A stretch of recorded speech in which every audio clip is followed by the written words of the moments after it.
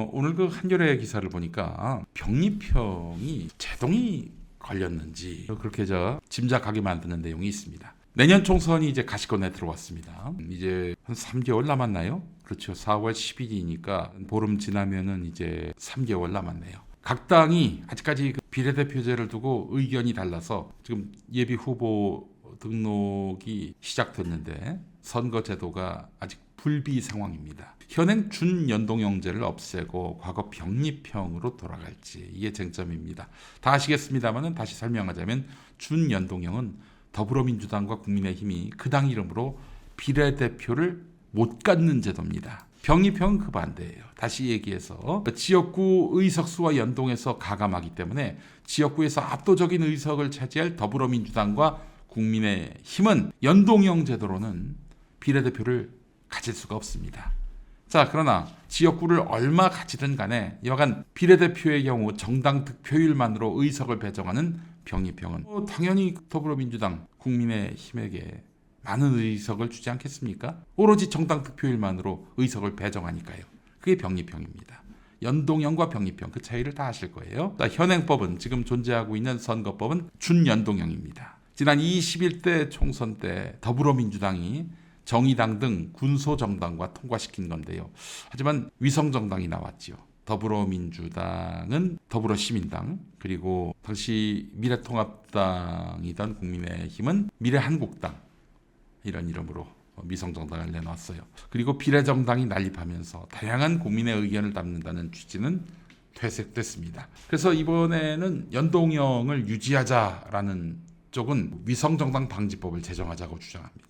더불어민주당의 그 일부 이탄희 의원 등 일부와 군소정당 쪽의 입장인데요. 반면에 병리평으로 가자 이런 쪽은 지지층이 던질 정당 득표수만큼 의석수를 확보하지 못하는 것은 민의를 제대로 대변하는 것이 아니다. 그럴 선거제도가 무슨 의미가 있느냐 이렇게 말합니다. 국민의힘과 더불어민주당 일부의 주장이 이러합니다. 이런 가운데 이재명 대표는 멋지게 지면 무슨 소용이냐. 현실의 엄혹함을 무시할 수 없는 상황이다. 이렇게 이야기를 했습니다. 그래서 이제 병리평으로 가겠다.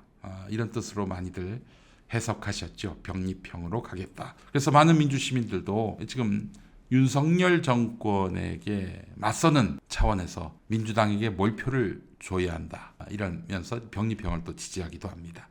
저희가 김용민 TV 커뮤니티에서 있었던 설문조사에서도 병리평이 압도적인 지지를 받았죠. 자, 근데 사실 민주당이 국민의힘과 짬짬이해서 그렇게 담합해서 내년 총선에서 병리평으로 간다면은 이건 좀 사실 모양이 빠지는 것이긴 합니다.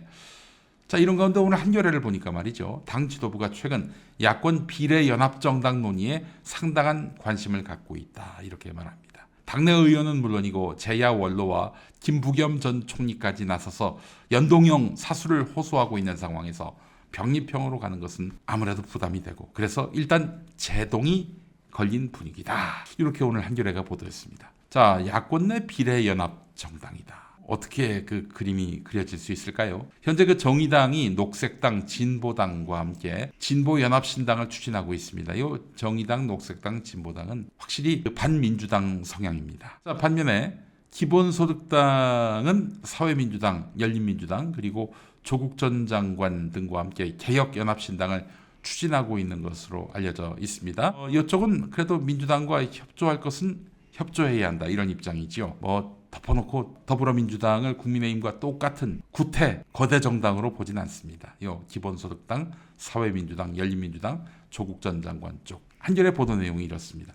송영길 전 대표를 중심으로 한 신당, 이른바 윤석열 탄핵당 같은 경우에는 그 개혁연합신당에 가세하는 듯 보였는데 기본소득당, 사회민주당, 열린민주당 이쪽하고 손을 잡는 듯 보였는데 선을 그었다. 이렇게 또 말씀하시는 분도 계셔서 그 개혁연합신당 쪽에 계신 분이요. 어떻게 될지는 모르겠습니다. 게다가 또 송영길 전 대표가 구속된 상황이어서 이런 이야기도 있더군요. 전 대표에게 민주당 내에 이름만 대면 알만한 인사가 이런 제안을 했다고 합니다. 만약 구속이 된다면, 그러지 말아야 되겠지만 만약 구속이 된다면 송갑석 지역구에 무소속으로 나가는 건 어떻겠는가. 송영길 전 대표한테 이런 제안을 했다고 합니다. 송영길 전 대표가 이에 대해서 가타부타 말씀은 없었다고 하는데 옥중 출마까지 갈 수 있을지 그 부분은 또 지켜볼 일입니다만은 자, 비례연합정당 이미 그 민주당 아닌 저쪽 국민의힘 성향이 아닌 진보 계열 정당 사이에서도 벌써 이렇게 비례연합정당 논의가 있었고요. 그 두 파로 갈렸어요. 민주당과 가까운 쪽과 먼 쪽 이렇게 갈렸단 말이에요. 근데 민주당이 주도를 해서 비례연합정당을 만든다? 혹은 민주당이 주도하진 않더라도 민주당까지 들어가는 비례연합정당을 만든다? 이게 과연 가능할까요? 여러분, 이게 더불어시민당 모델과 너무 흡사하다는 생각이 드는데 여러분 생각은 어떠십니까? 지난 총선에서 더불어민주당의 위성정당인 더불어시민당은 17석을 획득했습니다. 그 설계가 이렇게 돼 있죠. 한 10석 정도는 뭐 저쪽에 조정훈의 태세전환, 그리고 용해인의 기본소득당 등 이런 당을 좀 앞에 세웠고, 그리고 그 뒤로는 더불어민주당 비례대표들을 세웠단 말이에요. 그래서 17석을 얻었는데, 그래서 똑같은 원리로 비례대표 우선 순번 절반가량을 진보 개혁 성향의 정당 후보로 배치하고, 뭐 정의당이니 또 뭐 기본소득당이니 이쪽을 다 1번부터 10번 사이에 배치하고, 그 이후에는 민주당 후보를 배치하겠다, 이런 구상이 지금 나오고 있다고 합니다. 이게 더불어시민당하고 똑같은 모델이잖아요. 자, 근데 이게 쉽지 않아 보입니다. 위성정당 논란이 부담거리예요. 나중에 어떻게 되느냐? 뭐 어떤 특정한 비례연합 정당이 이제 구성된단 말이죠. 각 당에서 이제 후보로 뽑힌 사람들이 그 당을 탈당해가지고 비례연합 정당에 들어간단 말이죠. 그래서 당선이 된다고 칩시다. 그러면 다 제명을 합니다. 그러면 그 당선된 사람들은 자기 당으로 돌아가는 거죠. 이게 위성정당이지 뭐겠어요. 명분이 없어요. 더 큰 벽은 통합진보당이 전신인 진보당이나 조국 전 법무부 장관이 함께한다면 더불어민주당이 부담을 느끼겠습니까? 안 느끼겠습니까? 더불어민주당은 그래도 중도를 표방하고 보수까지 끌어안으려고 하는 정당인데 대단히 진보적인 그 진보당까지 안을 수가 있겠는가? 게다가 또 진보 정당들 안에서는 반민주당 정서가 제법 된단 말이죠. 물론 저쪽 정의당, 뭐 진보당, 녹색당 이쪽이 말입니다. 안티 윤석열 정서도 있지요. 그러나 반민주당 정서도 만만치 않습니다. 만약에 그 진보 정당이 민주당이 함께하는 연합비례정당에 들어간다면 그 내부에서 난리가 날 거예요. 내부에서 우리가 민주당이 이중되냐 이러면서 난리가 날 겁니다. 아마 합의가 되지 못할 거예요. 비례연합정당 구상은 좋은데 실현될 가능성은 대단히 낮다고 저는 봅니다. 저는 기본적으로 이게 이해가 안 돼요. 그 지난 2020년 21대 총선에서 정의당 1번, 2번이 영패미들이었잖아요. 당내 투표에서 19등, 21등 하던 그 류호정, 장혜영이가 1번, 2번 그렇게 차지했단 말이죠. 그래서 제가 정의당에서 당원으로 계신 분한테 물어봤어요. 아니, 이게 말이 되냐? 어떻게 19등, 21등이 이어져 1번, 2번이 되냐? 표의 등가성이란 게 있는 정당이냐 여기가? 얘기했더니 그 당시에는 민주당이 비례대표를 정의당에게 양보하고 연동형을 도입하면서 한 20석 될 줄 알았대요, 정의당이. 그래서 지금 20석이 되지 못하고 6석밖에 안 되면서 류호정, 장혜영이가 과대표됐다 이렇게 이야기를 하는 거예요. 이 무슨 개코 같은 소린가 싶은 생각이 들었어요.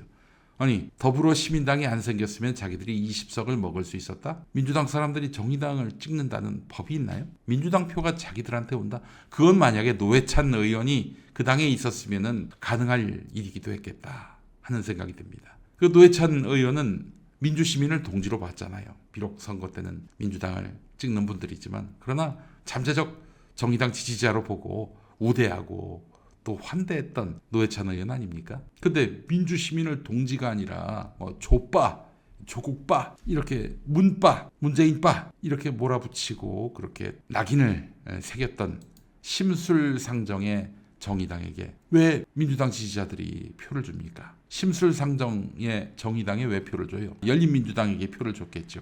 2020년 당시에. 결국 이렇게 뭐 연합비례정당 논의는 뭐 그냥 흐지부지 될 것이 확실합니다. 아이디어 차원에서 누가 제기했는지는 모르겠지만은 결국 이렇게 되면은 연동형이 유지된다면 민주당이 위성정당 만드는 길로 갈 수밖에 없습니다.